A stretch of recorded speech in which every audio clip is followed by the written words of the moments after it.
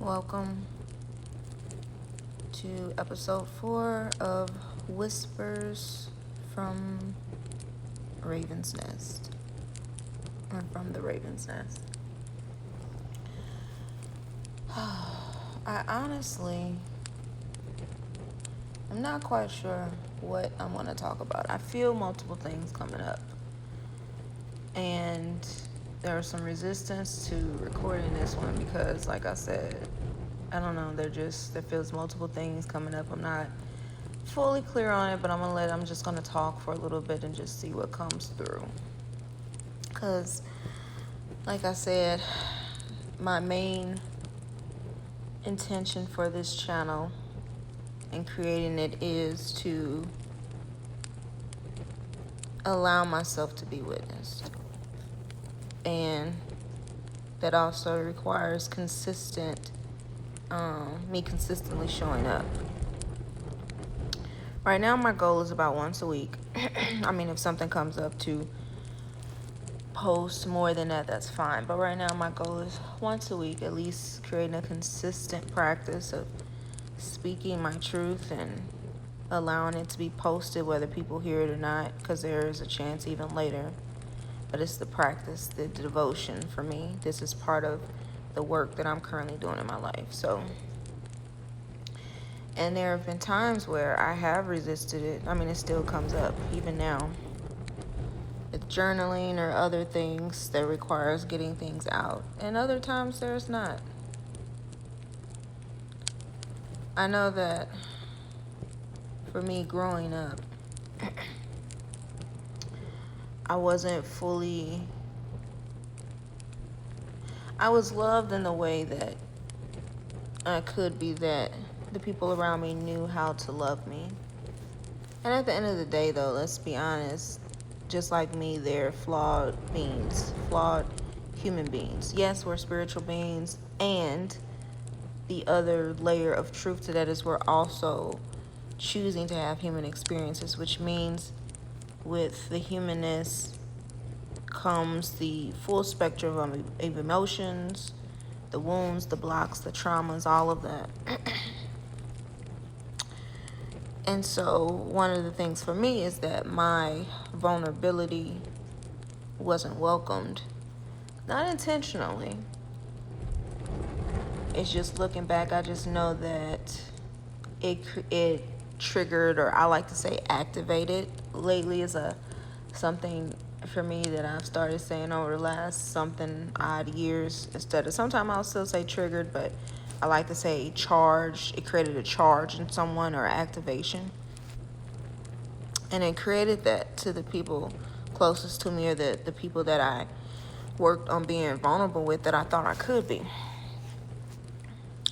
And in turn, that created wounds and blocks with me expressing my vulnerability. I remember this. When I was younger, I developed this belief that vulnerability was weakness. Like crying was weakness. Saying how you felt was weakness. Because the times that I was most vulnerable with certain people, that it was thrown back in my face. And I'll probably get into that at another point. Or I guess I can get into it a little bit now. There were a couple distinct times in my childhood that, it was two specifically that I remember. Once I was super young. I don't remember exactly how young I was, but I was pretty young for this time that I can remember. I was under 10. I don't remember the exact age, but I remember the situation. I was staying with family. Me and my mom were staying with family at the time for some stuff, and I don't remember what it was that made me cry. It was something that my mom said or did or something. I'm not quite sure. And I remember walking up to her and was talking about it, and I remember crying. And she started laughing. It wasn't intentional. It was like, you know how you do something, like how some people have like nervous laughs or something? It was like that. It was like a quick laugh, and she was like, I apologize. I didn't think it's funny, blah, blah. But when she did that, that immediately created a block within me, like a wound. because I didn't show vulnerability like that. And there were already things between us, and going into even like the family line of wounds between the females, mother and daughter, things that I might get to in another, like, this is not just a one level thing. But anyway, the point is that immediately created a resistance within me, a block. And so I think I probably shut down after that. I know I didn't cry, or at least I left. I walked away, or I might have tried to talk about it, but it's like I held in my emotions. I don't remember exactly how I responded after that. One thing about me, I remember feelings, because I'm a very clairsentient person. I might go into that at another point too, just how somatic my experiences are in my body through energy and emotions from myself, from others, the collective, what so have you. But I'll just say that. So deep emotional things, feelings, they stay with me, even working through it. And don't get me wrong, as I work through things and clear layers of it, they create less charge in me and less activation.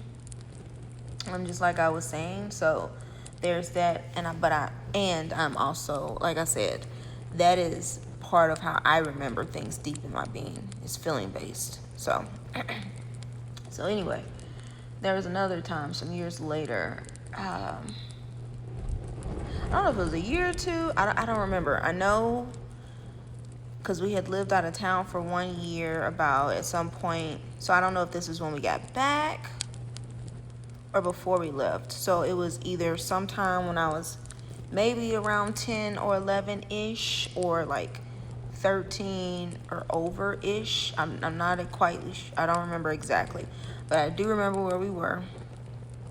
We were out to eat, and we were at a KFC restaurant in line. And it was, again, something she said. It was my mom. Something she said. I don't remember if it was something she did, but it was something she said that really hurt me. And at this point, I didn't show my emotions to her. At this point, from that experience and other experiences I had learned to create my own safe space, because I didn't feel comfortable or it didn't feel safe to express my vulnerabilities, much, mainly crying. So it was something. So I went to the bathroom while we were waiting in line, and I remember specifically, I was standing at the mirror, or standing at the sink, looking in the mirror, trying to like just cry, not super loud, but still let the tears out. And I didn't lock the door. And she kind of peeked her head in, saw me crying, and she made a comment. It was like, she said, "It's so sensitive," and she walked out. That created another wound within me, or that made the wound go deeper. Because for one, just because I didn't lock the door does not mean that you had a right, no matter who you are, mother, parent, whatever, to invade my privacy. Two, there was already a wound created from the fact that I expressed myself to you years before. When I cried, you basically laughed at me. I know it was not intentional. I'll get to that in a second. But still, you still did. So me as a child, even though I had a certain awareness, I still, realistically, I also look at it as, yes, we have certain knowings and certain awareness, within our being, and our intuition, our connection to spirit and our higher self, even as we're young and growing up. And at the same time, I also look at the actuality of the fact we're also in a physical body. And the physical body, much less the human brain, on average, doesn't fully finish developing till you're 25, 26. That's something you can look up. It actually doesn't. It can be earlier or later depending on the person or conditions and things you may have taken in your life, or a whole bunch of things. But on average, the human brain does not fully finish developing to around 25 or 26. So which means our ability to fully understand emotions and all these other things, and a sense of our life and ourselves.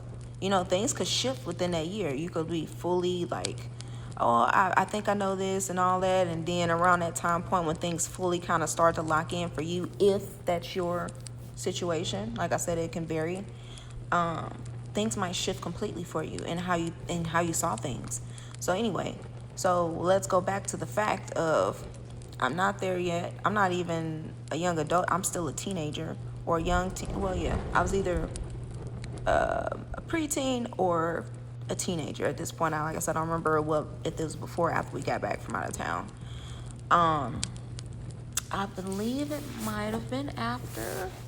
Just thinking about it, looking kind of, but I'm not sure. So anyway, so that was an invasion of my privacy.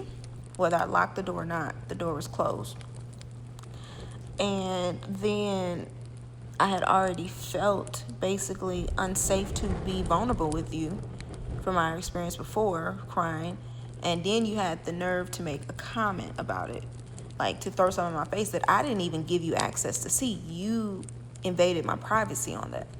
So there were multiple layers of that happened at that moment when that happened too. So kind of circling back around, and it's like a part of me is like, I don't want it to come off like my mom's a bad mom, and that's true, I don't. And at the same time, there's truth, just like, yeah, she loved me and she supported me in ways that she thought or was able to in some ways. In other ways, not so much, and that's just because of her thing. Now, going back to the first time that I cried, and this is that I remembered. Some stuff might have happened even before that happened that, where the vulnerability wasn't, I wasn't able to be as vulnerable or whatever the case may be. I don't remember. These are just times that I clearly remember. And so there were issues, there were things with my mom and my grandma, and even my grandma and my mom, about basically people not showing their emotions and not being safe to show emotions. And realistically, so a lot of times growing up before my generation or even my mom's generation, it wasn't safe to, especially as melanated women. And that's a whole nother story about women needing to survive, and then just melanated people, and in the US and blah blah blah. So, but anyway, there are layers to it, levels and layers to it is basically the point. So the point is, my mom was not able to share her emotions and vulnerability with my grandma, and she just didn't have that emotional safety. And so for her, she grew up not being able to really show that with her. So I understand, because there are wounds that my mom still has when it comes to her and my grandma, that when I showed that level of vulnerability, that crying and coming to her and trying to be very open to her, it created an activation or a charge within her, triggered if you want to say, but same thing to me. It activated her and charged her in a way. It touched something that she hadn't fully worked through, that between not having certain levels of vulnerability and safety with my grandma. So when I chose to show that, it created an uncomfortability within her. It touched that part, that childhood wound. So of course, sometimes, like I said, when we're not sure how to react or we're nervous, like I've done it before, a nervous laugh, and I apologize for it, because I understand how it can affect somebody. So I'll, like, times that I have, it doesn't happen for me as much anymore. Like I said, I've really been intentional about working. Like I said, as I've learned to hold space for myself more, I'm able to hold space for others' vulnerability. And if there is something, say if that was to happen, somebody did or said something that charged me the way they created that nervous laugh, yes, I would apologize and do what I can. Not over draining or over giving myself, because that was a pattern for me that took me a long time to really work through. And it's still residual, like little pieces that might come up, and when it comes up, I work through it and stuff like that, and I'm still on a journey for that. But I really worked through a lot of that, I'll just say. I'm still honoring my energetic capacity, but I'll also make sure that it's known that wasn't the intention, and make sure the person feels that, no, you are safe to be vulnerable with me. If that's somebody that I'm aligned to hold that space for. But at least they know in this moment it is, it wasn't anything towards them, because I understand how that feels. So like I said, I haven't really had their reaction in years to anyone when they get really vulnerable. I've noticed lots of times I've just had you know how you just have sometimes just people you don't know or random people just come and just tell you stuff. And it's interesting that it's an energetic thing. People can feel a safety. I've been very intentional in my life in creating safety to hold space for myself, and for others. And I'm learning at this point to let others be a safety, a space of safety for me. Like, yes, I've been vulnerable and everything else now. I've worked through a lot of that stuff. And it still levels to that, which is kind of part of what was going to come up today. And I guess I might get around to it. We'll see. But anyway, so all that to say, I know it was not intentional when she laughed. I know it just touched something for her. And then the second time when she came into the bathroom, I think it was levels and layers to that too. Like I said, I don't remember what we got into it about. And it doesn't matter. It doesn't matter if to her it was something trivial. If it was something that created their reaction within me from her, it's not something that's funny.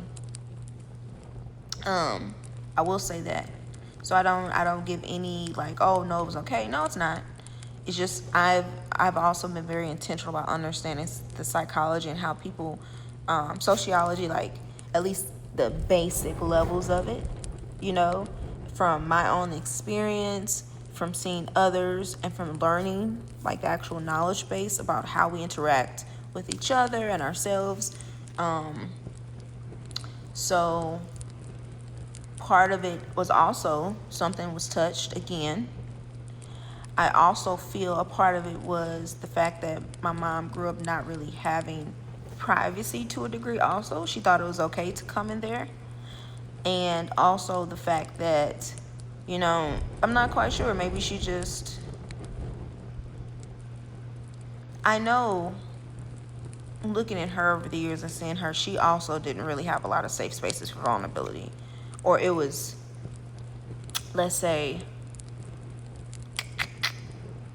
it was expressed in a different way, maybe more as as anger or something like that, versus like grief or pain or something. So, and even honestly looking at my family, for real, on my mom's side, there's a lot of anger there. Yes, there's a lot of love there and support for each other, and there's also a lot of anger or unhealthy expressions of certain things. I'll just say that. So, and it also created me to have an interesting relationship with anger, something where that's been part of my journey too, working through that. So anyway, the point is, because experiences like that, and I had other experiences, I didn't really feel safe to express like my vulnerable side, because the times that I did with people, I tried to with people close to me, and it ended up basically backfiring. You know, or even with my father was in and out of my life. And when I talk about, you know what, no, I'm not even going to try to explain it, because it's not a thing for me to just like trauma dump or anything, or have somebody feel sorry or come off as a way, but it's honestly, it's just my truth, and that's just what it is. So as I'm speaking, I'm also speaking to myself. I'm working through things. And sometimes that's how I work through things. It's like literally talking them out, and I'll reflect on them as I'm talking through it. Sometimes I'll write. Sometimes if emotions or energies come up, you know, where it requires somatic movement or chanting or whatever. And I have other things too that I do to actually work through things, not just talking through it, but sometimes that is what is needed to get it out of my head. And so, or like this, I have so many recordings that I've like did a brain dump, or things on my mind and everything else that they're just saved somewhere. And I might actually post them at some point in my life. I might. So anyway, what was I saying? So, and my father was, and that was an interesting relationship. He was in and out. On average, I saw him maybe once or twice a year, maybe. Less for some, more for some. And that was an interesting dynamic too. Because I also really looking at it too, it created wounds around vulnerability. The vulnerability of reaching out, of trying to connect with people. Because like he would come around, and then it was like a part of me would open my heart up again. It's like, oh, okay, you know, let me try to give him another chance. And then I would try to reach out to him or speak to him or see him. And then sometimes I wouldn't hear from him for months, or he wouldn't get back to me, or wouldn't have time. And then so that like hurt, like that created wounds within me and hurt. And because it's like I was trying to connect with my father, and then he would kind of disappear again, or I wouldn't hear from him. And what made it worse was the fact a lot of times my grandma babysitted me or watched me, and I would stay with her, and they talked almost every day. So if I was there, he might say hi, and he might not. It was a point in my life when I was younger where he literally lived right next door to where I worked. Literally, his job, it was like a big let's just say it was a big company that he worked for. His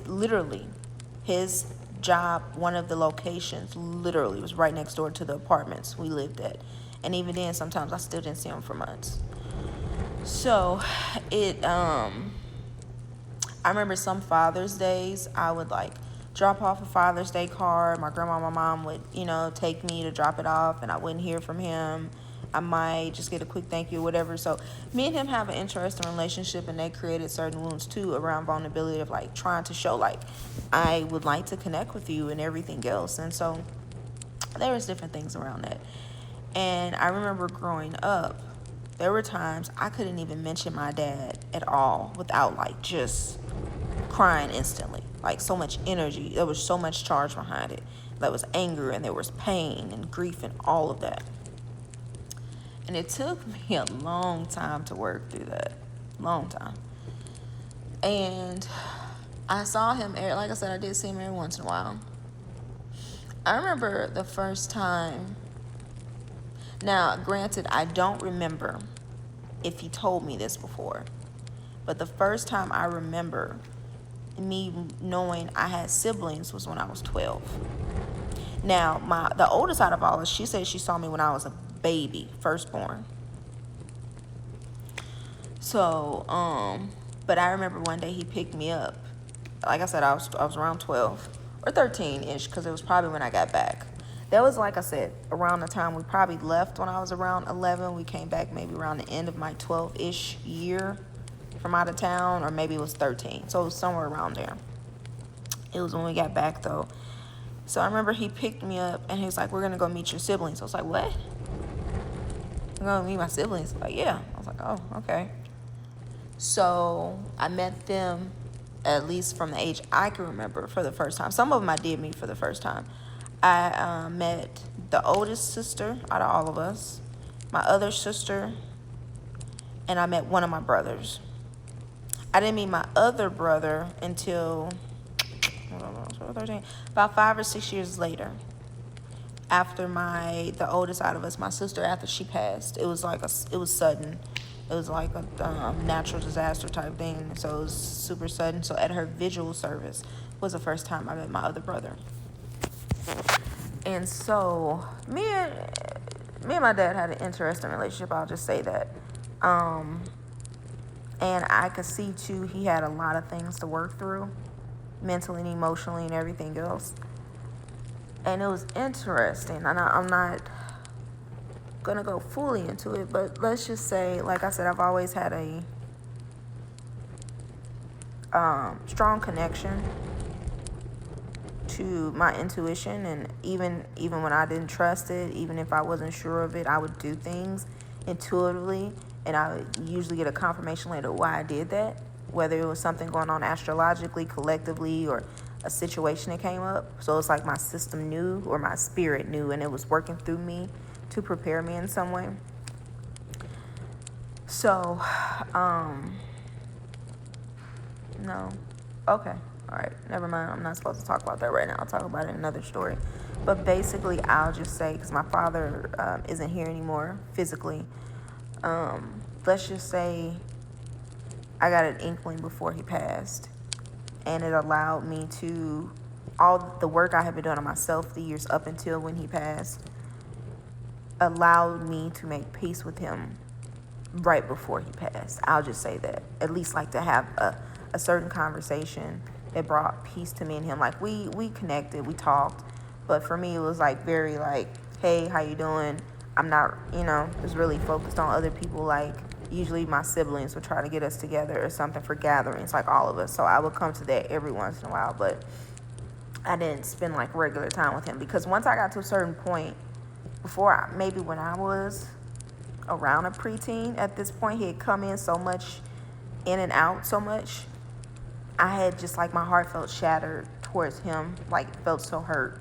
And like I said, so it took me years to work through that emotion where I could even speak about him without feeling anger and pain and hurt and crying. And then so it was like I created a wall. And then over the years, I decided I just didn't want to have that block, because I know, for one, it created blocks within me being able to fully have healthy relationships in certain ways. And just, I didn't choose or desire to carry that in my life moving forward. Of course, there was a part of me that would hope that we had a relationship, and I'm grateful and blessed I had male figures to a degree in my life. And at the same time, it still doesn't take the place of my father. And what the relationship I desired for us to have. But we did have a relationship, you know. So, yeah. But anyway, like I said, the work that I did on myself, and I continue to do over the years, it helped me to be able to literally sit down and have a conversation with him where I saw him not just as my father, but as a man, a human, basically a spirit having a human experience that was flawed like any other person, that was wounded, that had these things that maybe he wasn't aware of, and things he wanted to change. And also, I think too, what helped me to grow and to clear some of the anger and the pain and like levels and layers of it was too, as I got older, I saw the reality of it. Like, and this is a thing too, I acknowledge, even as a child, I had a certain maturity. Even when I was younger, this was a wish I had. I was like, I really just wish he could just say, I don't know how to be a good dad, and I'm trying, or maybe you can help me, or whatever the case may be. It's like, I remember even as not even a 15-year-old, like 14, 13, 12, 11, like really desiring him. And realistically, let's be honest, what, at least in the generations before me, it's not that many men that is going to admit that in general, much less to their baby girl. Let's just be honest. Or even to themselves. So, you know, there's that realistic perspective on that. And there's this part of me that's like, that's all I really wanted. I just wanted you to just acknowledge that you don't know how to be a good, healthy father. And maybe you need some help. Or you don't, and maybe you just need to not keep coming in and out of my life, because you're creating more harm than good by doing that, you know. And at the same time, I didn't know how to express it. I knew it. Well, let's just say, it's not that I didn't know how to express it. It was hard for me to say it, because I had learned, like I said, certain things within me, that vulnerability isn't healthy. And the fact that I had so many blocks with him at this point, it's like, how was I going to be able to voice that if I learned that that I wasn't safe to be vulnerable with people close to me, like my mom?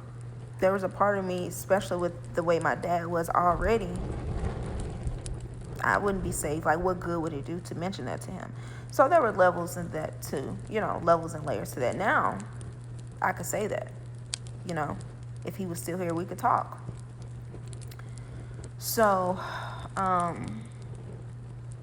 but yeah. So I might get more into that story, one time. But yeah, it's just interesting just thinking about it. So I really learned to intellectualize things, to really be in my head about things. And at the same time, lately, I've been having so many realizations that actually I've been more embodied than I realized my whole life. Even though, yes, I've had wounds and blocks and traumas to work through, I've actually been a lot more embodied in my authenticity than I realized I was. And which is, you know, it's like things happen that helps to shift our perspective. And And one of the things that part of this journey for me is being able to have multiple perspectives on a situation. Like, I'm able to really step outside of myself and look at it from someone else's shoes. And also, as I grow mentally, emotionally, spiritually, as my even as my mindset expands, my perspective expands, sometimes I revisit things because I see something even different. It adds a new level and layer to me. That's just part of my journey, is depth. So even going back to my mom saying so sensitive. No, I just feel things deeply. I see things deeply. I see the levels and layers and aspects to them. And yes, it is important sometimes to just really be able to just enjoy the moment. And yes, I'm all about that too, being able to be present in the moment to enjoy it without overthinking it too. So yes, I'm also able to have moments where I can just dance and laugh. Or even if I'm crying, there are times when things come up, I don't know what it is fully. And I've learned to not keep questioning it. Sometimes it's about whatever happened or whatever space I'm in, a part of me feels safe enough to clear this or to bring it up to the surface. So sometimes I might have a moment where I just feel like tears need to come up, and I'll allow it. Sometimes it comes up with memories or intuitive hits in other ways, or whatever the case may be, and I acknowledge it. And other times it may be I'm not fully sure where this is coming from, and even so, I'm holding space for this. I'm allowing it to be seen, to be held, to be moved through me and transmuted. And that's good. It doesn't always have to be, but energetically, frequency-wise, I carry depth and safety because I really had to work on it for myself growing up. And I'm in a part of my life where I am being more intentional around allowing others to hold that for me like I've held for them. And even honestly, even for myself, I mean, like, the more we grow and expand, the deeper certain things go. And that's just a fact too, no matter whether you're someone who traditionally is very deep in your work or your journey or whatever the case may be. It's just the more embodied we become, and if we're somebody who's big on expansion and growth, a certain depth happens. That's just part of it, or at least you're called to it. Now you can resist it also, because it's like the deeper we go, the higher we go. As above, so below, as within, as without. That's not just a saying, that's true. So what else? I'm trying to say, is there really anything else? I feel things that may want to come up but kind of don't. It's like it feels incomplete still. So yes, I guess just what has been alive for me right now is really honestly, as things have been coming up and reflecting, I've been reflecting on things that giving myself more flowers than I have, honoring myself more, and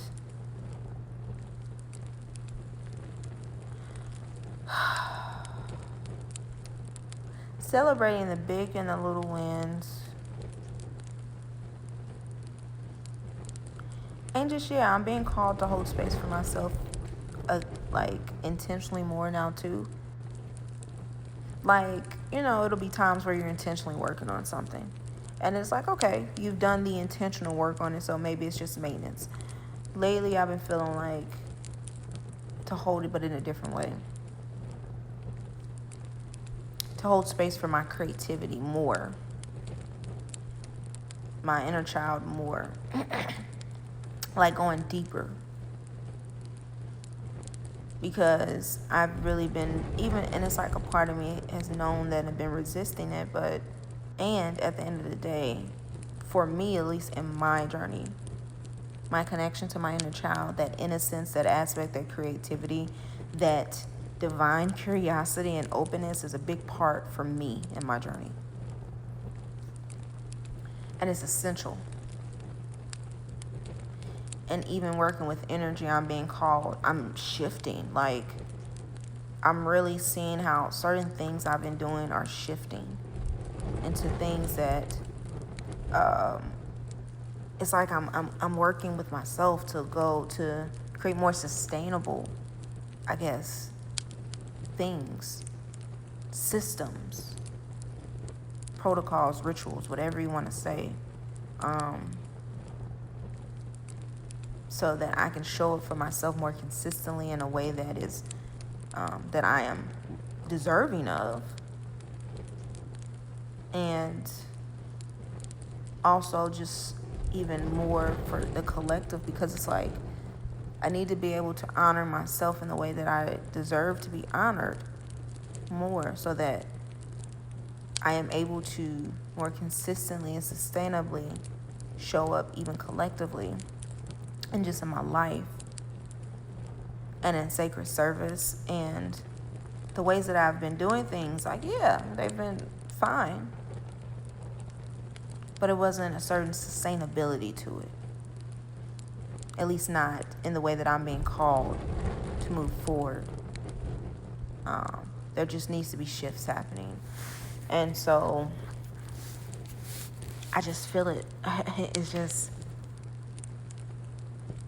it feels like an overhaul, and at the same time it's not. It's like, matter of fact, I'm in a process of refinement. There we go. I'm in a process of refinement in areas of my life. Refinement in the way that the result is sustainable practices. Sustainable practices that honor me, that honor the sacredness and the work that I've done, that I continue to do, and so that I can continue to show up and even show up in a more expansive way for myself, for the collective, just for this journey, and also enjoy it more. You know? Like, I enjoy the deep work. Yes, I heard that. Yes, I have resistances to it too. Because it's like, yeah, when you go deeper and touch certain parts that feel scary to be seen or heard or held. I have been doing this work intentionally. Energy work, working through emotions, shadow work as you call it, reflections, the inner journey, even working on how I connect with others based on my journey for over a decade now at this point in my life. And in some ways, yes, it's easier, and in some ways it's not. Because I do work that is part of my energy and frequency. I do a lot of ancestral work. I do work on, as far as that collectively, the frequency of collective energy and divine. Like, there are times where things come up and it's like, I don't want to touch it. It's a part of me that resists it. And that's okay. Because, oh, and it's like I just got this smile on my face as I'm saying this, and I feel like almost like these tears that want to come up.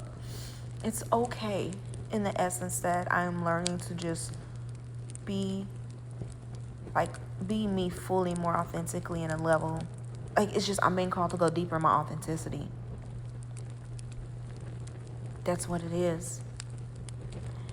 And like, I don't need to feel shame or guilt for resisting it, even as somebody, because it's like I would have thoughts, how the hell can I show up in service to others when I still have these things that I'm working through? But it's not about that. Because, like I said, I've been on this journey intentionally for over a decade now. But looking back on my life since I was a child, I have been on this journey my whole freaking life for the most part. So over 2 decades. I mean, I'm in my 30s at this point, but as far as like, I just say over 2 decades. But even looking back as a child, there were certain things I did that was part of my journey that I can remember from when I was less than 10 years old. And it's like Spirit has been bringing these insights to me. It's like, no, you are more than worthy, more than deserving to show up, and more than fucking qualified. Now, am I meant to hold space for everyone? No. One person cannot do it all. That is the truth. And I have been supporting people and assisting people all my fucking life. Like I said, I remember when I was 12 years old, literally being like a mediator, holding like almost counseling therapy type sessions for my friend and her boyfriend. Like, the fuck? People literally would come to me for advice. It's been happening since I was young, since I was like a teenager, preteen. The fuck? And it's like, I look back at all this shit and it's like, Raven, you still don't realize how fucking qualified you are? How sacred you are? And it's like, that's part of my journey. A big theme of my journey is like belief in self. That is, like, we have certain themes. Certain people have certain themes that they're called to work through, big themes. For some people, that is not really a theme for them. They are like locked in, they got it, blah, blah, blah. It's really more something else. Like maybe for them, it's more of like creating mental, emotional awareness and capacity in their life. Because maybe they are, part of their journey is they are more surface level in a lot of things. So they are really called to really go within that, to really develop that. For me, that's not a big theme. I mean, it is in the essence for the work that I've been called to do and how I'm able to tap into things, but it's not like learning. Learning has never been anything that I have resisted. Like, don't get me wrong, if it's something I'm not interested in, yeah, I would probably resist it a little bit. And even that, I've learned to work through some of that resistance because I've seen how different things connect. I remember I was the youngest teen taking a junior lawyer class in community college when I was like 12. Everybody else was like 16, 17, 18. I've taken CAD design. I think I've mentioned this before. Like, I studied stuff on like TV, like live TV stuff, and like to study how the mind works and how we relate to each other. I've looked into books on psychology and things. I've into like money management, the energetics of money, and like somatic work, the nervous system, Ayurveda. Like, learning for me is not, it's never been a challenge. I love to learn. Matter of fact, sometimes I think I focus too much on the consumption of information versus like transmuting it and putting it out there. And that's been a thing for me. Cause it's like, I literally feel like a priestess in a temple or medicine woman that's like on this constant journey of like learning and going deeper into their craft. But it's like part of that is actually putting it out there. And I've practiced it multiple times. Like, it's like in my journey, I've held ceremonies for friends and family. And, one second.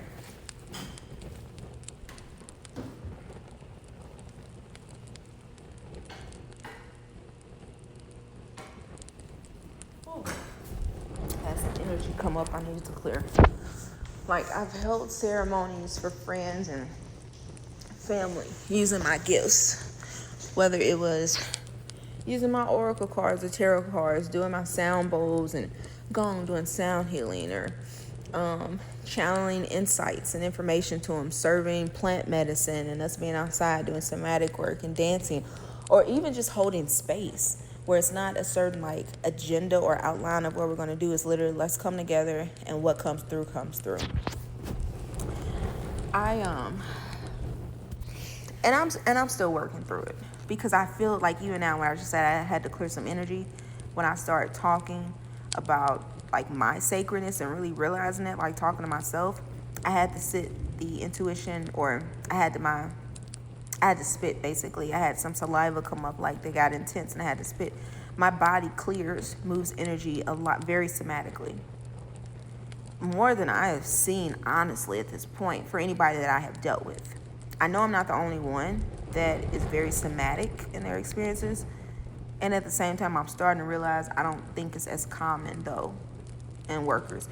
I've worked with people that have been doing energy work for decades. Like my teacher, I just did a training recently just finished.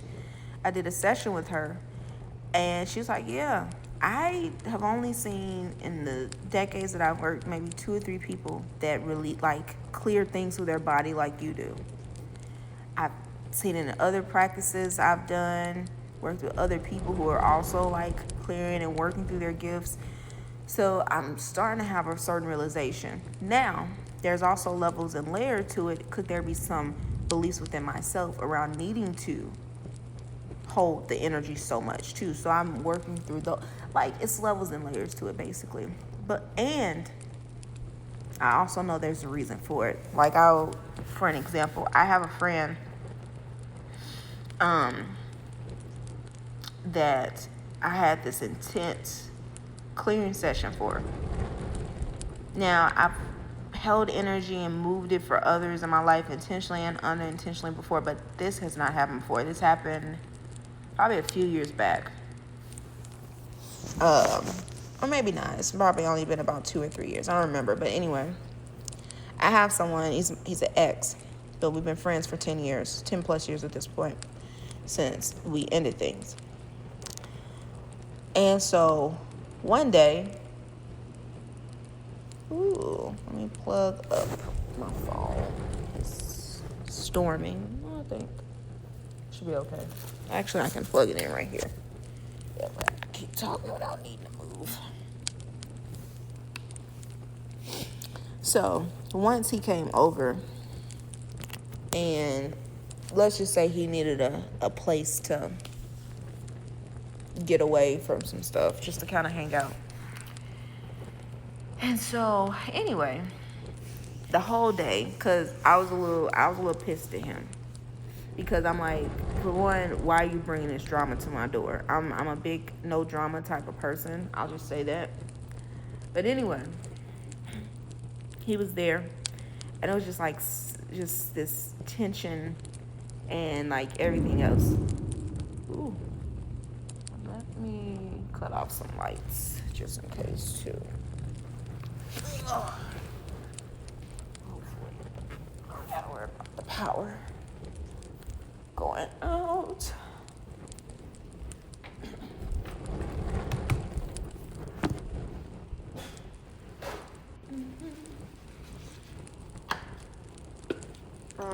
I'll leave. Cut the laundry light off.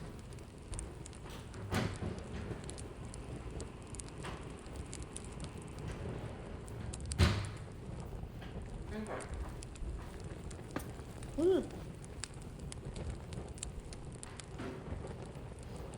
I hope the power doesn't go out, because I got my work clothes washing that I need when I get up early. So anyway.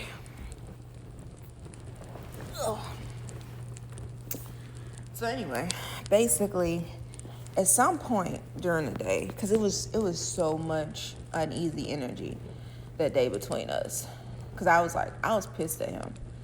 I'm like, because we've been through some stuff, and I've held space for him and been there for him, but this was like a different level of drama, and I'm like, really?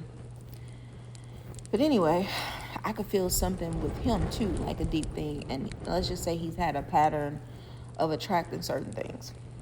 Dang, actually, now that I think about it, I didn't even think about that until now. I think a lot of that stopped after that. Wow. Anyway, I just had a realization about that.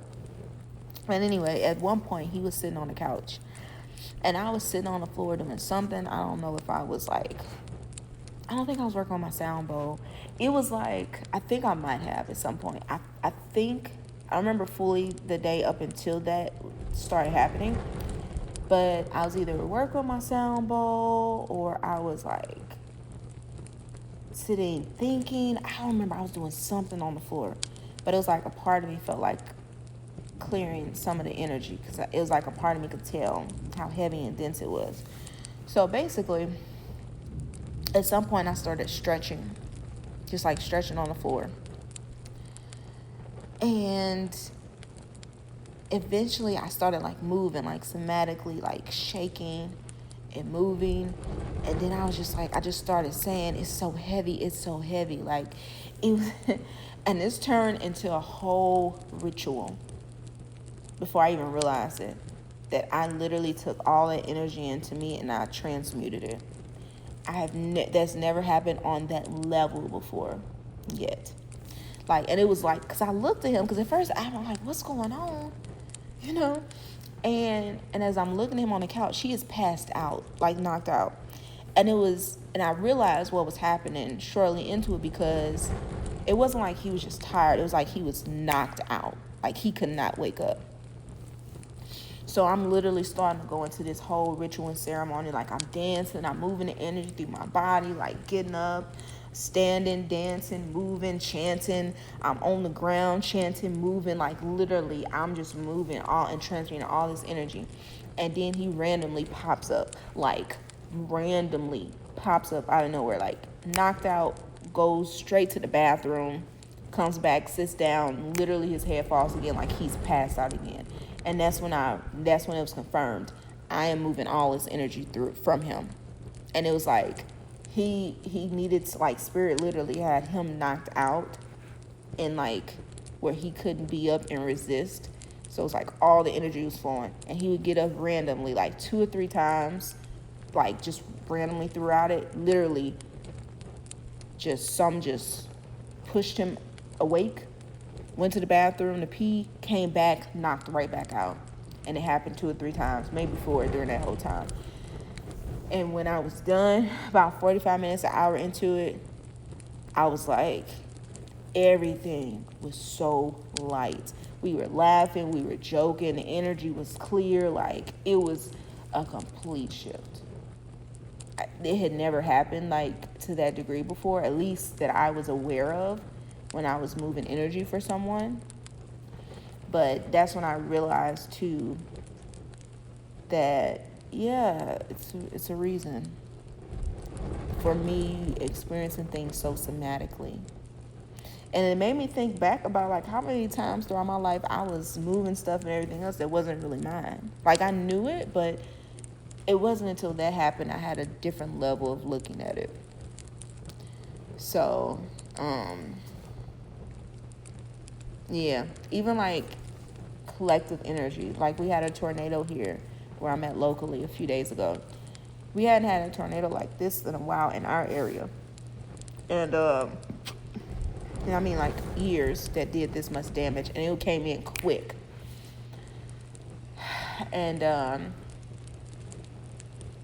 it was I'm gonna just say I got my thoughts about that, but I'm gonna leave that be for now. But I will say that I know that I pick up on collective energy. And where I was at, because I was working not close to my house, kind of away from my house, kind of not in the area I was in, but kind of in the area where it was traveling. And I literally, on my way home, I saw a whole bunch of debris on the highway. And I realized that it kind of came through that way. And because I was possibly going to leave a little bit earlier, there was like, you can go home early if you think, why it's calm down over here. My intuition was like, no, I'm going to wait a little bit. And then I saw the damage, because I didn't realize, like I said, we hadn't had a tornado that did that much damage here. And I don't even know when, in years.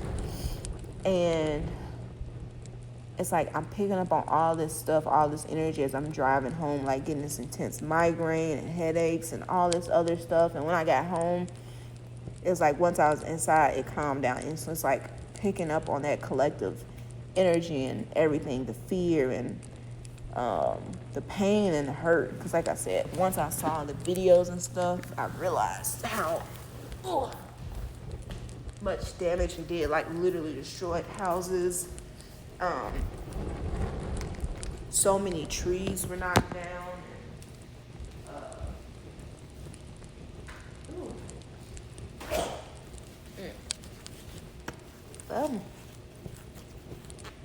Lots of energy today for this one.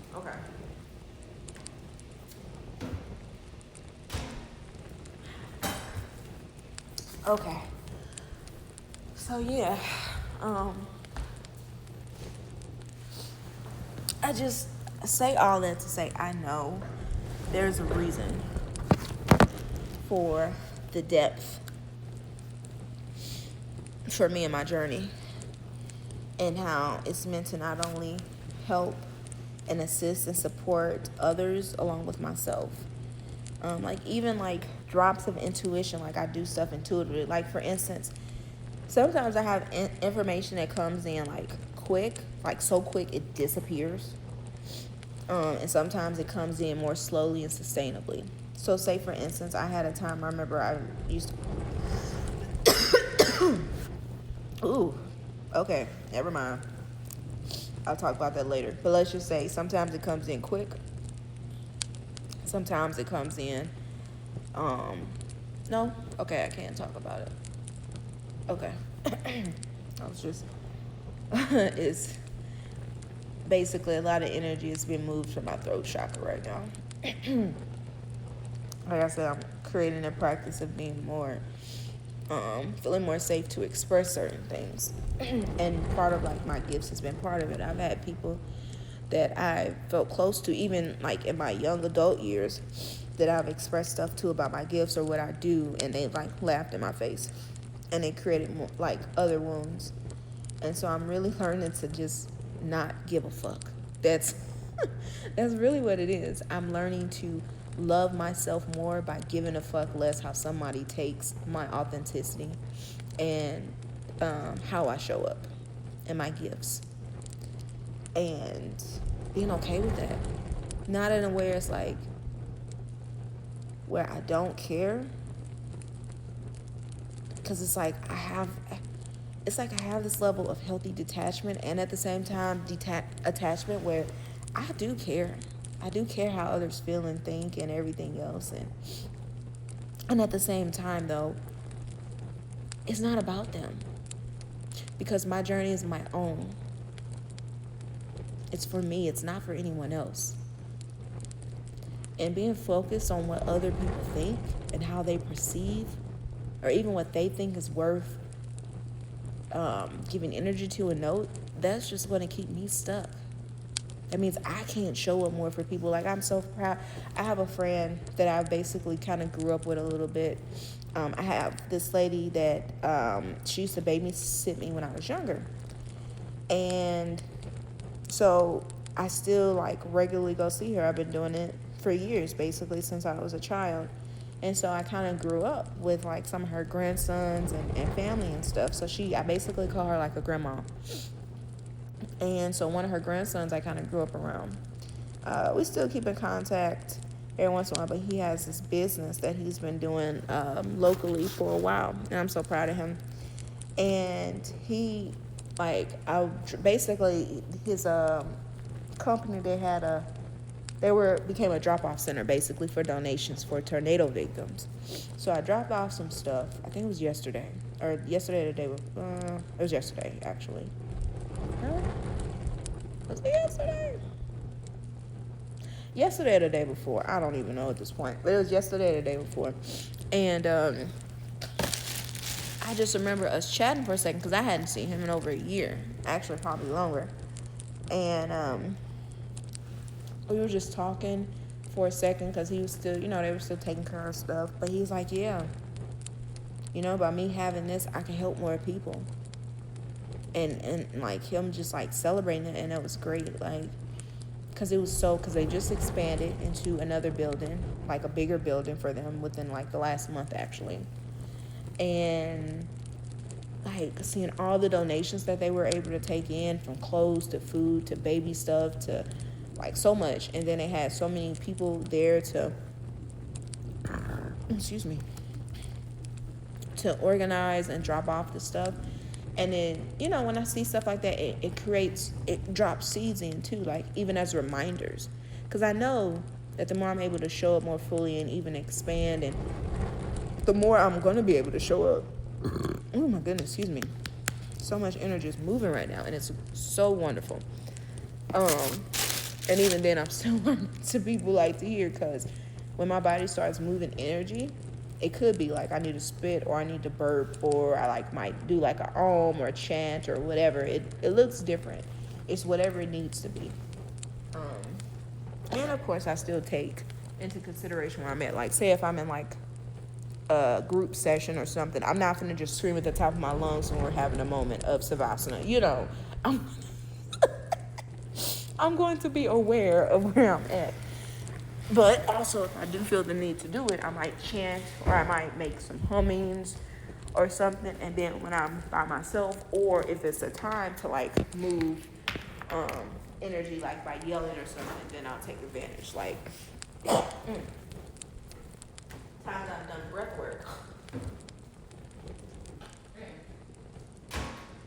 I remember years ago I was in this breath work group, like container. We were doing like I think it was a 4-week breathwork class, and we were working on like the root chakra or something, and you know, she had us like move through the energy. So it was times it was like, you know, you can go ahead and release by sound and yelling and stuff. So yeah, I'll let it go. And so I'm still aware, you know, of the space I'm in when I do certain things, you know, and which is why sometimes, a lot of times, I'm guided to do work in my private spaces, because especially if I'm focusing on like the throat or something, I might need to yell or sing or chant or whatever. Now I can do that to a degree sometimes in group settings, but sometimes it's like, no, you need this so you can let it all out. And sometimes you need to be witnessed in that around others. So I also allow that too. Like, so yeah. I was gonna say something, but it was like, no, not right now. So anyway, it was just like a reminder, seeing that it's like, yeah, the more you're able to fully show up and allow yourself to be held in your gifts, the more you can show up. That's just what it is. Like we talk about how some people, and I see those posts. There's an old kind of stereotype around people that do like spiritual work and healers, how they shouldn't, why are they being paid to offer their work? Because we live in a society that requires money to survive, to get things, to receive things. That's just the truth. Now, yes, you can have barter systems. Like some people do have their own bartering system, like an exchange of a service or energy and goods, and that's great. But for most of the collective, that's not how it is. At least not here in the U.S. And in other places too, you know, like to a degree. So it's like that is the currency. Like in times before this, where maybe if you had people in temples or like monks or whatever, or that did spiritual work or healers, they were paid with like food or shelter or everything else, because that's all they needed. This is a different time, you know. So I think that's another thing too, that it's like people are learning to work through those beliefs. Because even like I said, even nowadays I see posts, even thought leaders, people who aren't even spiritual but thought leaders, they're expressing stuff that's really powerful, and it's like, why are you keeping this? Like, why are you charging people, blah blah blah, and everything else? Because this wasn't something that you just got overnight, that they just attained overnight. Like me, I didn't attain all of the skills that I have in my energy and my frequency overnight. No, this is something that took me decades of work. Lots of work that a lot of people don't see, they haven't seen.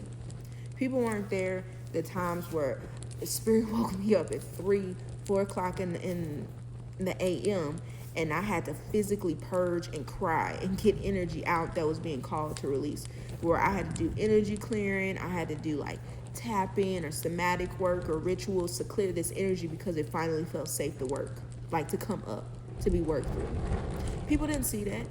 That wasn't something that I shared. And a lot of my journey is not for people to be, to know and to see. Now, if it comes up for me to share, that, fine.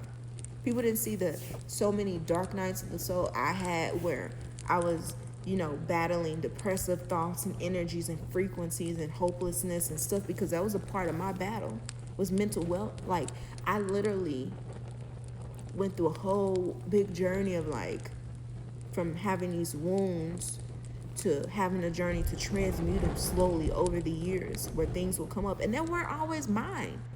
Shit, a lot of times it was stuff in my ancestral line or collectively that I'm moving for others. And it's like, people didn't see that. People don't see that. Now, it has been called to me to like create like some videos and contents around sometimes what privately my process can look like. And I might at some point post them the more I become more comfortable with vulnerability. One second. Ooh, I had to pause. I might just grab some tissue because I am just really clearing right now. That way I don't gotta keep getting up. But, you know, they didn't see the years where, you know, a studying and the work that it had to do for me to create certain mental awareness around myself, the journey I've had with people where I had to fight through my own battles mentally and emotionally to be able to have tough conversations with people so that I can grow or they can grow our relationship so I can learn a certain skill set, or where I had to work through wounds around money and shame and guilt or sexual shame, you know, or be in the relationships that I did and experience the things that I did. And none of this is like coming from a victim mindset. This is just literally saying you don't know what a person had to go through to basically develop their skill set that they are sharing. Sometimes what people can give you in an instant, like a wealth of information, it took them years or decades and so many trials and tribulations, mentally, emotionally, spiritually, and physically. My body is still working on healing through this accident, and I've learned so much even since then. Like, the things that people offer sometimes, you don't know what it took for them to get to that point. Even me talking, just speaking now, knowing that whether somebody hears or not, even posting this online, you don't know the work it took, because for me, a big theme of my journey is belief and self-confidence and speaking my truth because of the wounds that I had. And a lot of people in my line were silenced. So I'm working through their grief, their pain, their anger as I'm working through things that came up for me. Even collectively, I'm tapping into that and helping to transmute that along with others. So it's like, no, what you give an exchange for is all the stuff that was done in the dark. And some people, they do show their journey so you can see parts of it. But you don't see all of it. When I do even rituals, like I've done like candle magic for people, road opening stuff to help bring them like money when they needed it quickly for something that's an emergency or safety. It took a long time to develop a frequency that was potent and powerful enough for that to even really take effect. And I'm still growing in all those skills. My frequency is still growing and expanding and developing. A lot of work people don't see. You don't see the everyday things that come up that a person needs to work through and deal with, you know? So there is a reason. Now, granted, I do feel sometimes, now this is just me though, this is an opinion, because it's different for everybody. Oh, sounds a little, it's storming right now. Matter of fact, let me check and see if it's another warning. No, it looks like it's a watch still. So what was I about to say?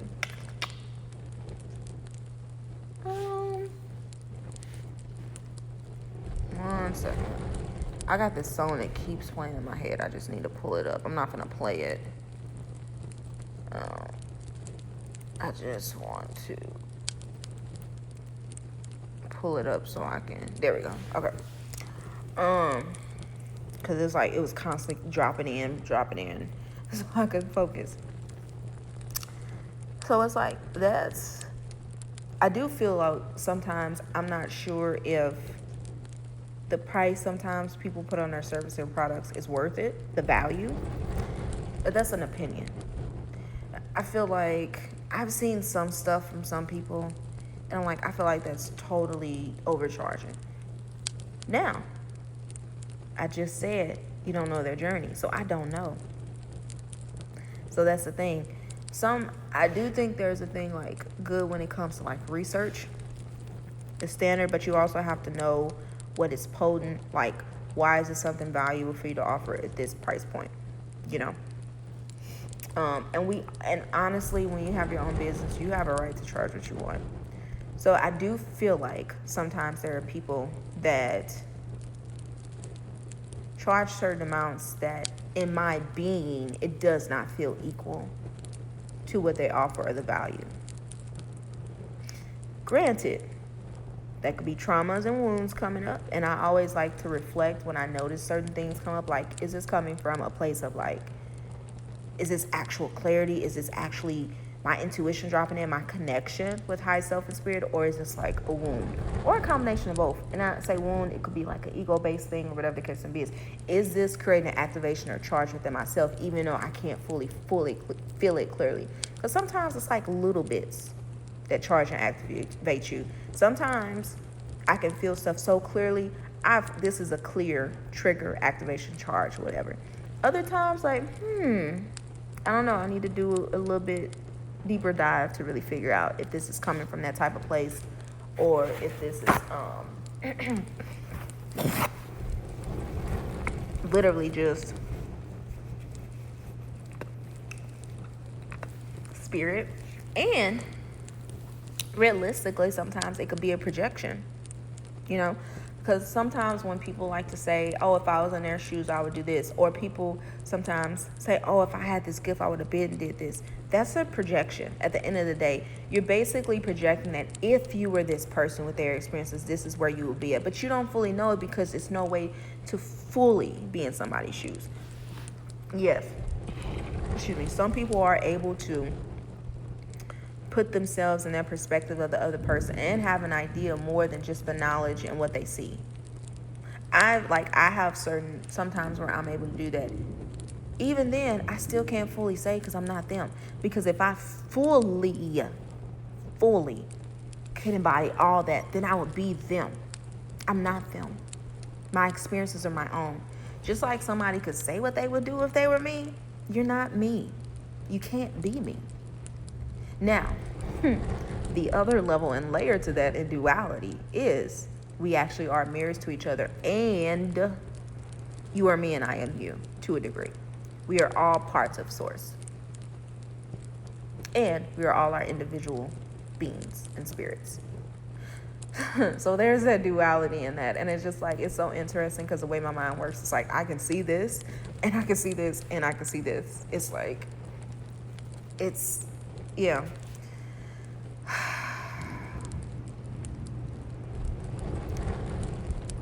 Ooh, it seems like it's getting stronger outside. Actually, let me look outside because it's actually getting extremely strong. Let me see if I can get it. Oh, I can hear it. I'm gonna pause for a second. It's definitely coming down outside.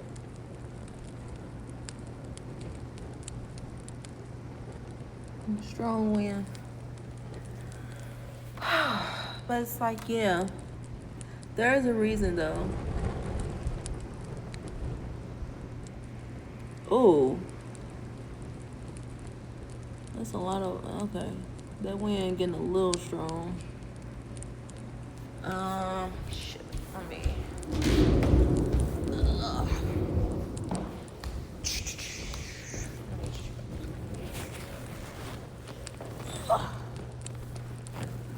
I don't want the shine, I wanna make love.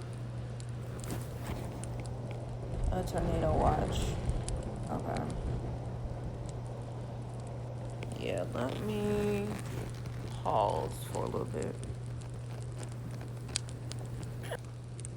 Okay. I keep hearing to just record. I'm safe. I don't feel like I need to take cover. Spirit keep telling me I'm safe. So, it's just, I can feel the energy. It's like I can feel the fear and everything else, and I've been working on transmuting it slowly. And it's just like, oh my goodness. And realistically, it makes sense if we've had a tornado that we have not had in years, and there's another tornado watch a few days later, it makes sense that there's a lot of fear.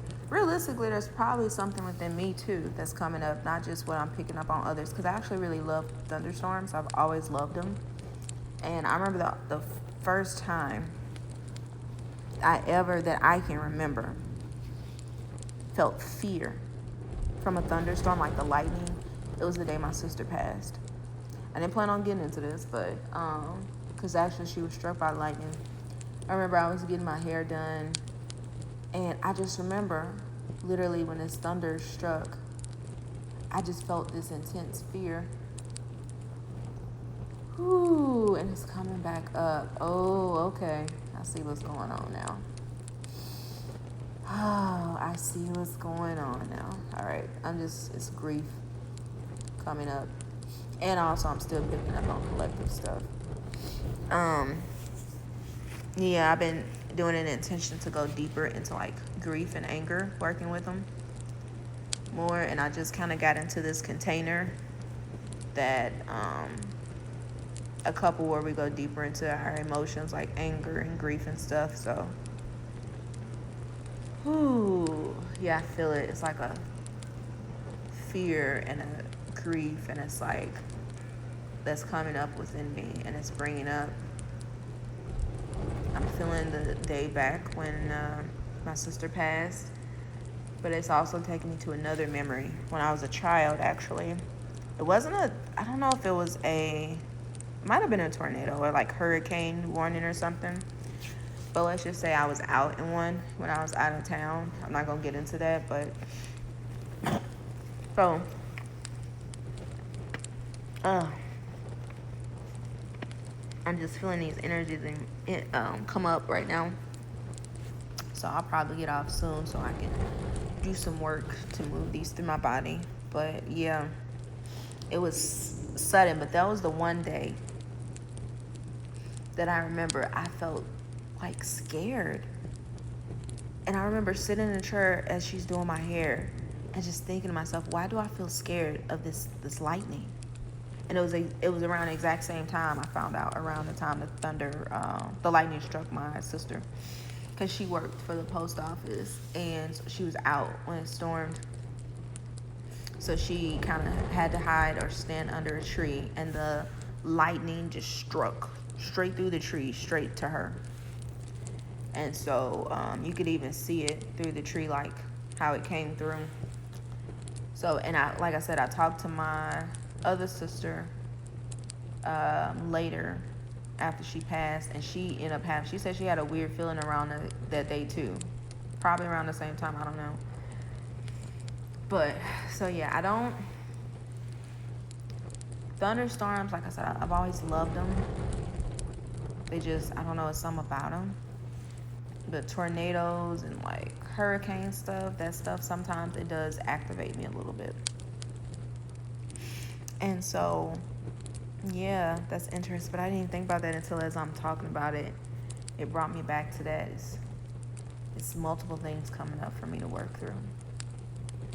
So, and it makes sense. It makes sense. You know what is so interesting? When you set an intention, I've noticed that too. When you set an intention, spirit already starts working. Like, it's times I signed up for an event about something, and before the event even comes, I'm starting to get prepared for it. Whether it's a training or an event or a group or something coming up that I'm unaware of yet. I just think that's so interesting how, you know, Spirit got our back. Herself got our back. Always. Oh, and it's like I feel this emotion of like wanting to cry come up. So like I said, once I finish this recording, or actually, you know what, I'm gonna pause again. Actually, I was told not to pause. I guess this is just a vulnerable recording. Oh, hey,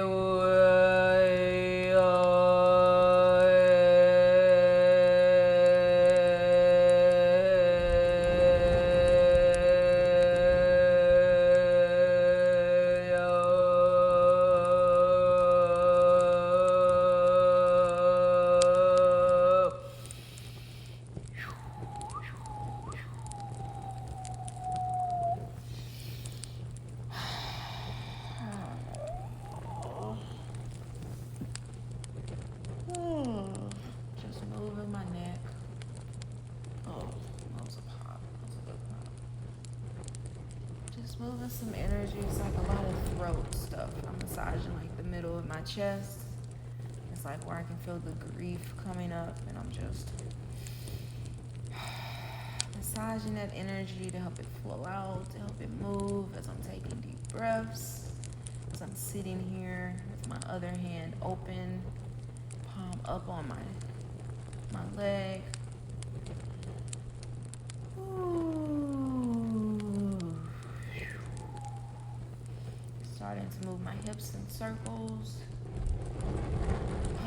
And the waves, kind of like waves up my stomach. I'm helping the energy to start to move through me and not just stay in one place.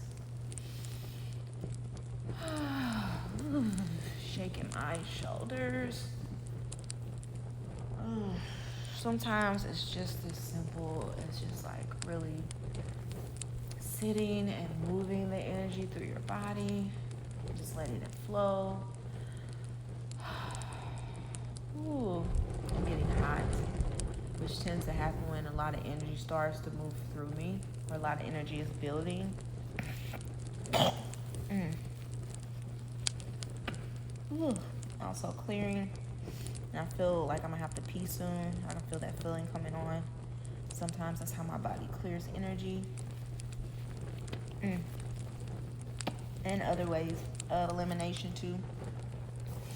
It's interesting sometimes that I can tell, like it's not many times where I have to like quickly go to the bathroom, like have a bowel movement. It's not that many times. Like, don't get me wrong, if you're sick or something or you have diarrhea, you need to go. But there are times where my body, like I can tell when sometimes if I have to go to the bathroom and it's a quick purge. I know I'm probably getting a little bit more. Nope, it don't even matter. I'm getting a lot more vulnerable than I planned on for this recording, but I trust it's for a reason. There are times where I have to poop like really quickly and really bad. Like not like if I don't get to a bathroom, I'm gonna, I guess go on myself or anything. But ooh, excuse me.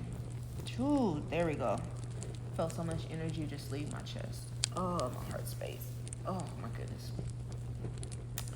It feels so tender, massaging like physically tender, painful in the middle of my chest right now. I did a lot. I forgot. I did some clearing yesterday. I was stretching and I was massaging some points because I noticed like a lot of tightness in my shoulder area. So I was doing like some acupressure release points.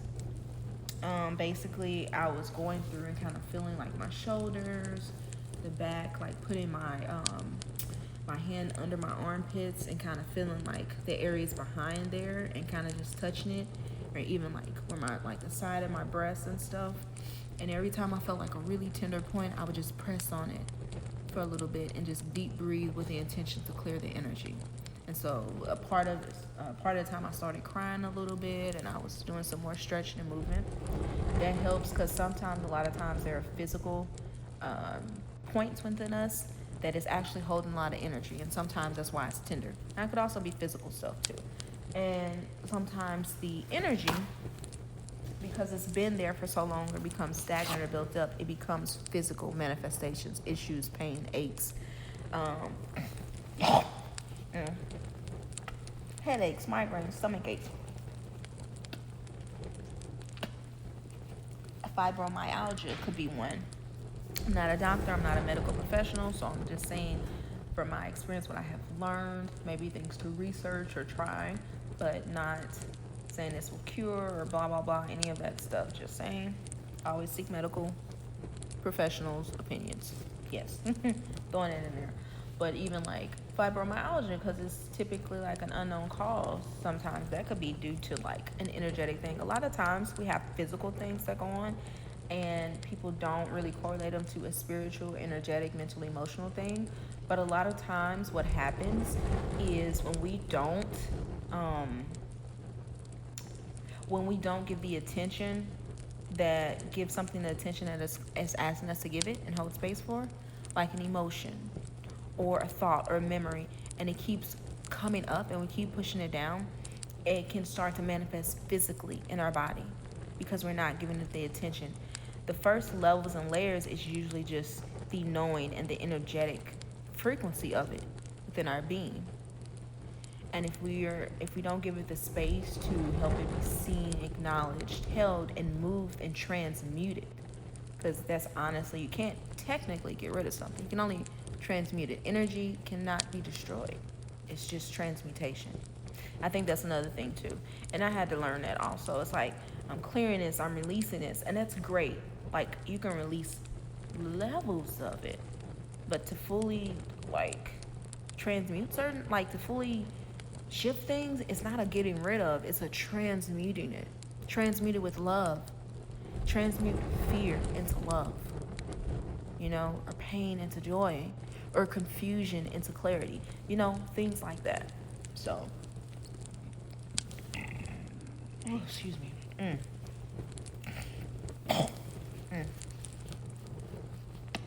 Ooh-wee. All right.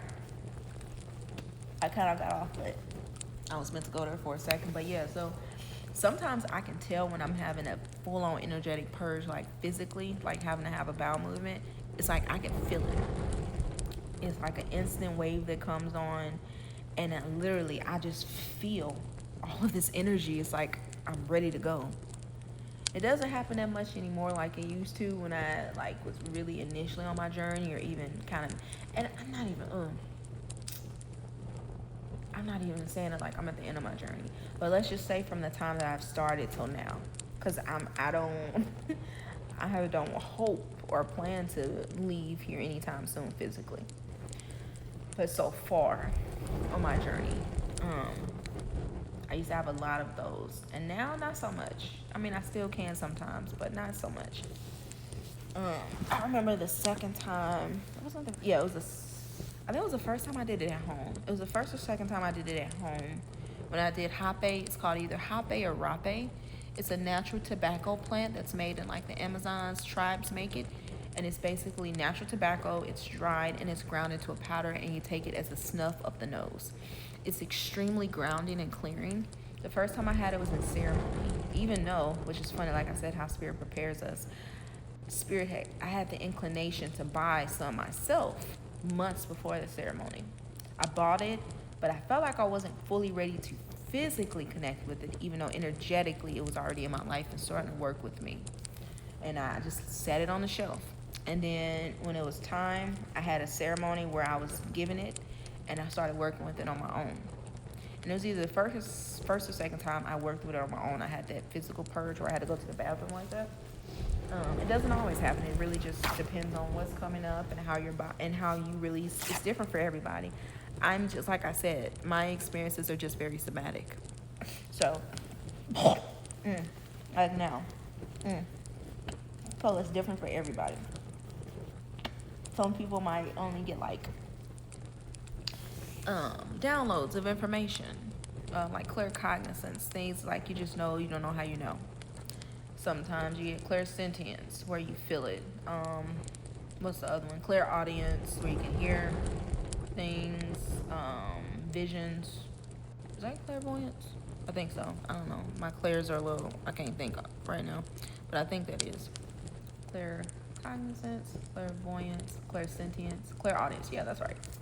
So clairvoyance is where you see visions like through your third eye and stuff drop in. And so it's different for everybody. And for some people, it's a little bit of all of that. So, yeah. I'm starting to feel complete for this. So, yes. Is there anything else?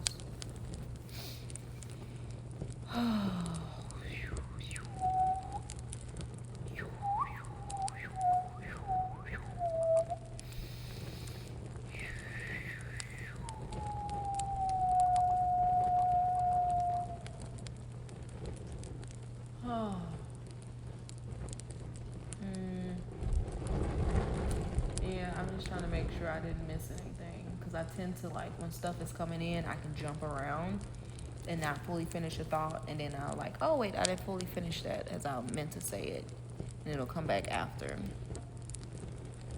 I think that was it. Yeah, I didn't expect to do a little clearing on here, but that's what came up and I trusted. That's part of being vulnerable though, you know. Sometimes you don't know what's gonna come up, and that's but I'm learning too to just show up and let it be.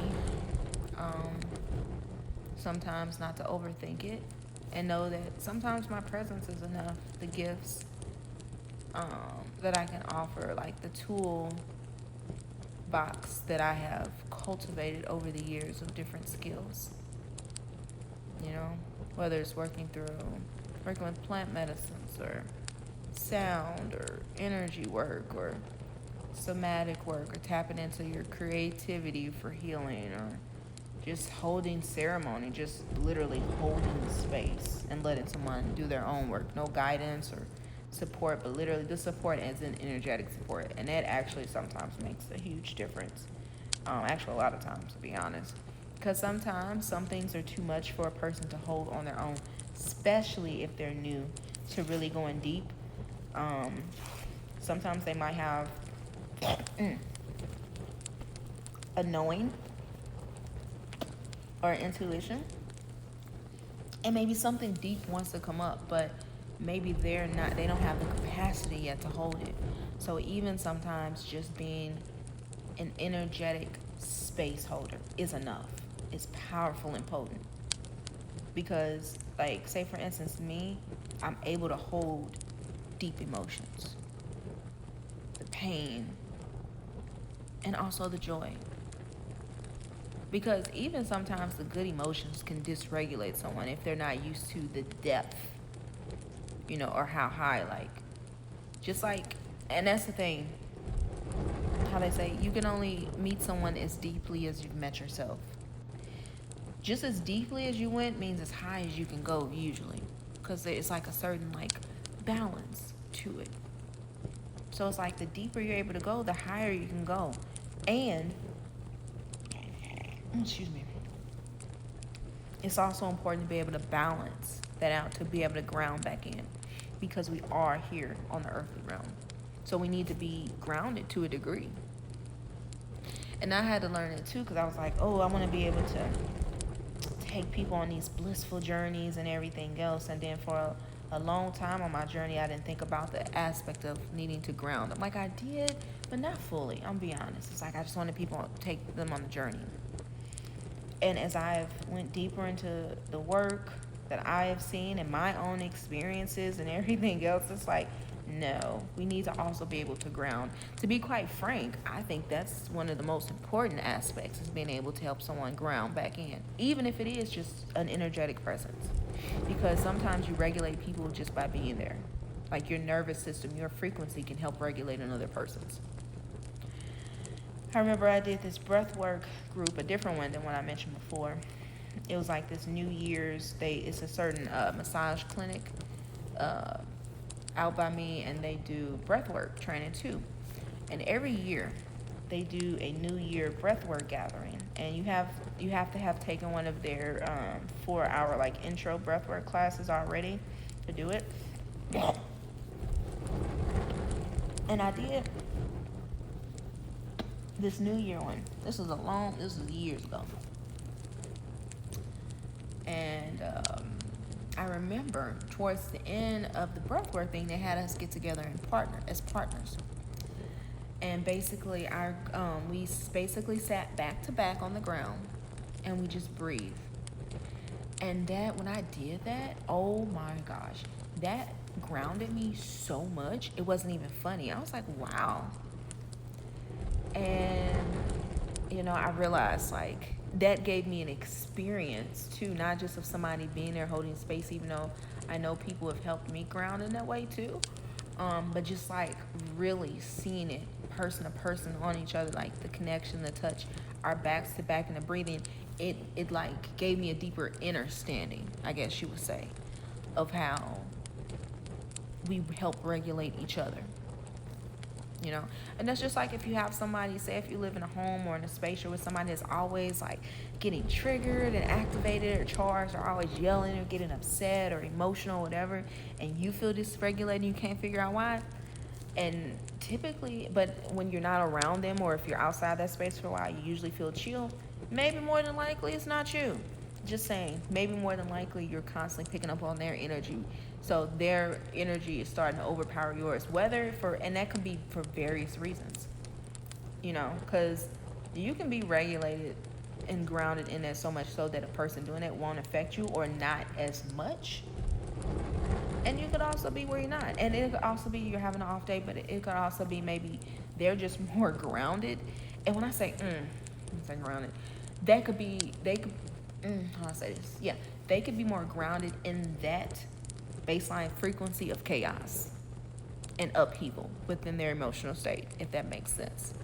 Versus you might not be as grounded into the space of being grounded, if that makes sense, of being like more peaceful frequency. And so that might be a thing to work on. And it could also be, are there wounds around martyrdom and sacrifice, or not honoring your needs, where it's like a part of you mentally, emotionally, spiritually, whatever, contract wise, like karmically or whatever, it could be multiple things. Feels like you need to constantly hold this space or take care of them or their needs, or feel responsible for others, or could there be contracts between you and this person specifically, where maybe you could have someone else in the household that also is very regularly dysregulated like that too, and it doesn't affect you as much, and they don't, but this person does. It could be the relationship. It also could be something else going on too. So I think that's different things to look at. Ooh, I had to stop for a second. My ears start hurting really bad. Like I said, I'm still recovering from my my ear. I'm still recovering from accident I was in last year. And so I've been going through a lot of like sensory stuff, like light and sound sensitivity. And lately my ear pain sometimes just like gets really bad. So I actually had my follow-up today. I need to go get my ears looked at. But anyway, that just started hurting really, like the throbbing pain came in. And so that's something to look at. But anyway, the breath work really showed me that example, how we regulate each other. And so that's something that I do when I do, I haven't done them in a while, but I got trained as a cuddle therapist. And it's platonic, it's non-sexual, but it's like a lot of us are touch deprived and we need more healthy intimacy, not just in a relationship, but even like platonically. So I had got it, and then so for my practice sessions and a couple times after, that's usually how I always started a session, doing like that to help us kind of regulate in. And I noticed it was different for each person.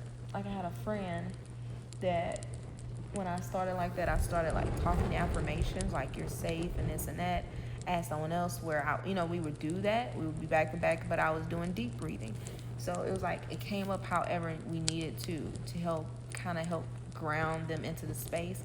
And even though, yeah, I'm grounded as a space holder, it helps me to ground in deeper too, because it helps me to connect to their energy, not just my own. And it allows spirit and my high self to connect to theirs and work with them to see like what is it that they need in this space to be held for them, So, but yeah, sometimes if you're not used to dealing with deep emotions, really facing them, sometimes you have to slowly, you need to slowly build that capacity, because sometimes people hold things so deep and so intense that if they brought it all up at once, or even a layer of it, it would just completely overwhelm them and just like fry out their system. And when I say fry, I don't mean permanently, which, I don't say anything is past someone. I just say that to say it's important to not overwhelm yourself or overload yourself with things, and take your time and ease into it. And I had to learn that. Like I said, I definitely kind of, as they say, fried out my system sometimes. I remember sometimes, because I used to think before I really learned the importance of the nervous system, and I'm still like, that's still a journey. I'm still creating more inner and understanding of it. That's just part of it. But and I feel like a new level is coming in for that for me. But I used to think I could just push myself into changing certain things. Like, for instance, I have a thing with heights. So in my mind, I thought, okay, well, to get over this, let's just do something like height wise, adrenaline wise, and that'll help me push through it. So literally, for example, when I was in Las Vegas years ago, I did it's the Luxor building. They have the sky jump. It's like a 889 foot building, and you can jump off of it. Like I said, my fear of heights was still strong and everything else. And I was like, I'm going to do this just to show myself I can. And a part of me thought I could work through my fear like that. Like I said, I've been doing this work for a long time, and I've learned so many things about it. And I did it. Like, I remember I remember when I got up there, because I was like, oh yeah, I'm going to do this, even though I was nervous on the inside and stuff. When I got to that ledge, I was like holding on. I was like, I don't want to do this anymore. I don't want to do this. And it was hilarious, because like, it's like they have like a clear window screen where spectators can watch as you get ready to jump. And then so it was a part of me not wanting to be seen backing out. And then at the same time, I was like, I didn't care. And I chose to go through it for myself though. Because I was like, I'm here. I came up here to do this. And eventually, after I was like, almost wanted to just cry.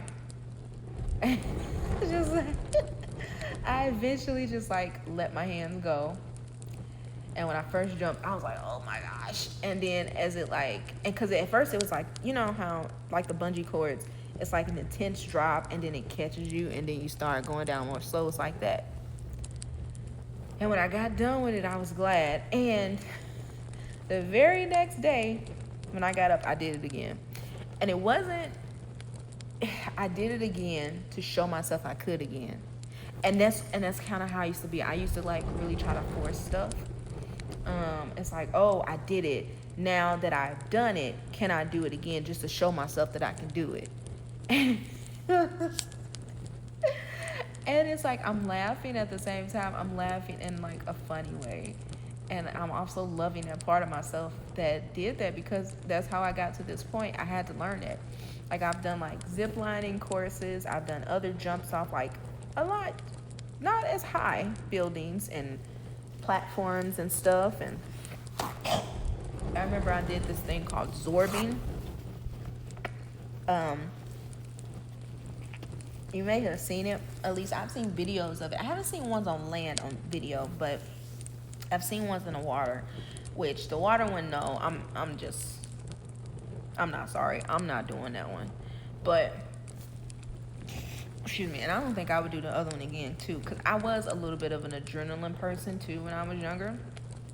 I think that was part of it too. And so I think in that stage, and like I said, I didn't have as deep of an understanding of how to work through things as I do now. But yeah, so zorbing is where they put you in a big giant plastic ball. And the ones I've seen where they put like two people in that ball and they let them float on the water, and it was like they're falling over each other trying to stand up. I'm good on that. I don't desire to do that. But well, the one I did, I was with my cousin, and they strapped us in. It was like straps on the inside of the ball, and they pushed us off this platform, and we rolled down the hill basically, and constantly bounced up and down. And it was so hilarious, because I'm laughing at the same time I'm nervous, and at the same time my cousin yelling at me because I'm the one who convinced him to do it. And but it was fun though. Like, it's a nice memory.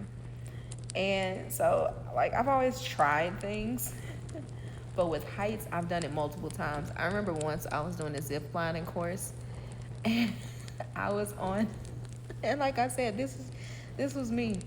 I remember once there was like a break-off point at one part of the course where it was like medium, extreme. I did extreme because I was like, I can just get through it, and then like maybe it proves something or whatever for me. And it wasn't just like straight ego, and yet it was, but it was literally because I thought that's what I needed to help heal myself and work through this. And it was so funny because I'm like halfway on this tightrope thing that we had to walk across. And I'm almost crying, and this little girl behind me, she she was like, "You can do it, Raven." And I'm like, "How she know my name, first of all?" And it was like one, because I went with my coworkers, and he was like super friendly, so he was, I guess, telling people behind us all about everybody. So this little girl was like, "You can do it, Raven." And I was like, in my mind, I was like, "Oh my goodness." I'm like, now I need to go. I got this little girl braver than me. And you know what? It's funny because I was thinking about that then, but at the end of the day, it doesn't matter. Even if she was, like, so what? I'm grateful. I appreciate the support. But it's also a nice funny memory for me. And it also teaches me, like I said, I was a little bit of an extremist trying to push myself through things. And I learned that is truly not how you work through things on a deep level. Like, it's not. It's actually with ease and support and allowing yourself to slowly shift and change. Sometimes you have points in your journey where it's going to be big shifts at once, and you might need some support to really regulate yourself after that. Um, and other times it's just going to be little steps here and there. Because sometimes when we just jump into the big things, we skip the lessons from the smaller things of the journey. And the body needs to be able to catch up to us sometimes. I remember my spirit guides have sometimes they like rolled their eyes sometimes, like this girl. Because sometimes I would jump through, like I would do like this big energy purge or cleanse or transmutation, and then I'm like on to the next and on to, because I used to really like, oh, let's, because I thought it was like a part of me that just really needed to get a certain shift out the way that would shift everything not financially, foundationally. And then, like, even though I would still continue to do the work, for the most part, I would get a big part of it done. And that would be that. And I realized that's not how it worked. So it's like my team, I've literally got visions and drops in, or they're like, oh my goodness, like, you need to slow down. Like, we trying to work with you, because it's not only about, excuse me, it's not only about, actually, I need to restart these clothes really quick too, because it is almost midnight and I need to get up. Actually, about 6 something. So I want to do a second wash just to make sure all the soap is off, and then throw them in the dryer.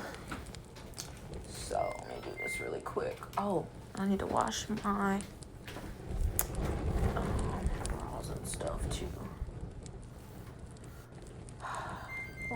Boom, 1 second. I don't need to do it extra, just a single session this time. Okay, cool. Make sure, because I don't plan on being up super late. So anyway, yeah, I used to think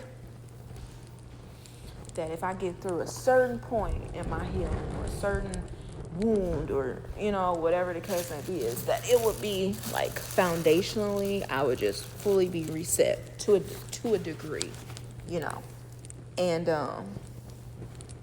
then moving from there, it would be a lot smoother, my journey. And it really comes with just time and experience is what that. And then when you have someone to support you, like, so say for instance, when you have mentors or teachers, they can help give you nuggets of information that maybe that it took them years or whatever, or certain experiences to learn. You don't have to. And some people have to learn from experiences and trial and error. Like, I'm someone that I've learned from people, and a lot of my learning though comes from my own experiences. That is just me. Even looking at my charts, natal charts, human design, that is actually a big part of my journey, is trial and error, really learning through my own experiences. So a big chunk of it has been like my own lessons, or lessons along with spirit and my high self. And I'm also grateful too, because I've had some teachers and supporters and everything else too. So yeah, but it's important to honor the journey, to whatever that looks like for you, to really honor it.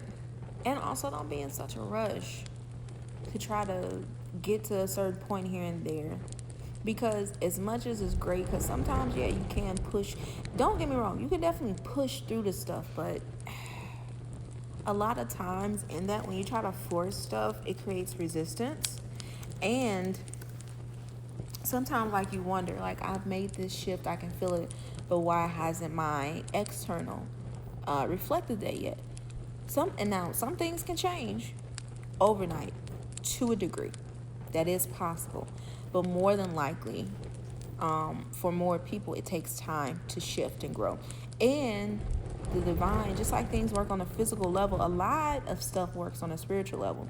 So just like I said with my guides sometimes and everything else, and my team, they'd be like, we need time to adjust this on, like, so say for instance, if I did something in intention or cleared a big wound that would shift things in my life or whatever the case may be, is time still needs to take to shift things on the spiritual realm and for it to manifest in the physical.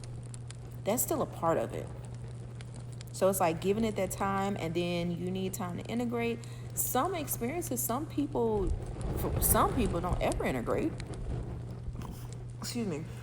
fully if they're not intentional about it. And even sometimes when you are intentional, sometimes it could take years, depending on the experience. Say if somebody has like a very deep, lifelong shift, something happens, or if they're doing an intense plant medicine ceremony. Sometimes the medicine from that one experience can take years to fully integrate, because it's levels and layers, and things need to come up to help you embody the lesson more and more. Or it might come up, you might integrate something, and then something else happens, and then it comes up again for you to work with again, but the energy stays with you, the frequency. And and some people, sometimes they continue to work with something. It's like I've learned that I work with what I need as I need it.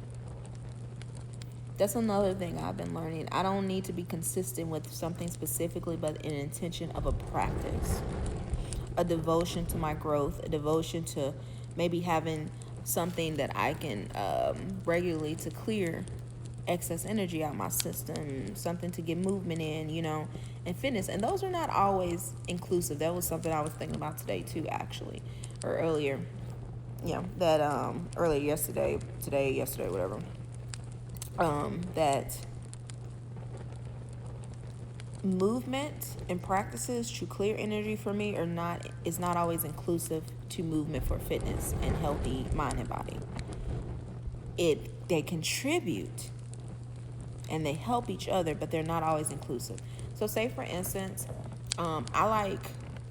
sometimes I like movement, like really slow, sensual movement, like tapping into my creative force, my sacral chakra, that goddess vibe and sensuality within me. And other times I like more intense stuff like kickboxing and working with kettlebells and cardio. Like I've always had that deep resonance with both ends of the spectrum for me. So say a day I need to clear some energy, and for me that is like maybe things came up around relationship with others or my self-worth, whatever the case may be, or my creativity. So maybe that day for me it might be a sensual dance or practice. It could be something else too around that. It doesn't have to be that, but just for example. And at the same time, that didn't feel like, and that helped move some energy that needed to be moved. And at the same time, though, my body is still calling for movement for fitness. So maybe that day I might do some kettlebell work, or I might do some stretching or something. Now, they both might serve different purposes, even though they both kind of feed into each other. But that day, maybe that's what I need. And maybe one day it's like, you know what, a good kettlebell workout takes care of both. Or a good dance, like somatic, just maybe I'll just play some music for like 15, 20 minutes and I'll just dance and flow how I want. And that takes care of both. Like it really depends. You have to find what works for you. Having a practice where I can really drop into my mind and create some type of mindfulness and peace and stillness. For some days, that might even be that. Like it's times where I've danced and like literally it's created a mental stillness within me. It was like a meditation and a movement practice in one. Times where it's like I'm sitting or I'm laying down and I'm doing a guided meditation or I'm just breathing. Times where I'm sitting in stillness and peace, quiet, no sound or anything, and I'm literally just working with my own thoughts and allowing that to just create, like, to just go silent. Sometimes it could be just taking a walk outside or sitting outside in nature or in the car or listening to the rain, you know. And yeah, so it's just having the intention to do certain things and allow it to unfold. That's what works for me. Now, sometimes I might need to have a certain consistency with a certain particular routine or something, and that's what works for me at the time. So it's just, you need certain things, are just at certain points just look different as long as you have the intention to do something for this specific thing. So like I said, for me, clearing the energy from me is important regularly, and I'm still working on being more consistent with that, and that's okay. And it's funny because sometimes I'm more consistent, other times I kind of fall off a little bit. And at the same time, though, I'm always still right on time. It's kind of funny how that is at the same time, you know. But I think I'm done. I feel like something slightly might want to come up, though, still. I'm still feeling something in my chest, my heart area. Feels like it could be grief or some type of pain or something. It feels ancestral and yet also kind of child-like frequency. Is it for me to speak? Is it something for me to speak on? Is the question. No. Okay, no. It's for me to do some practice when I get done with this. Okay. All right. I talked longer than I planned to for this one. And you know what? That's another thing I will go into super quick. It's funny, as I'm uploading these videos, I'm learning to make it easier for myself, even in the technical skills of uploading, like the video part for the fire and the sound and this and everything else. It's like it's always a refinement, which is great. It's a blessing, and I don't know. I think it's just interesting though. But yeah,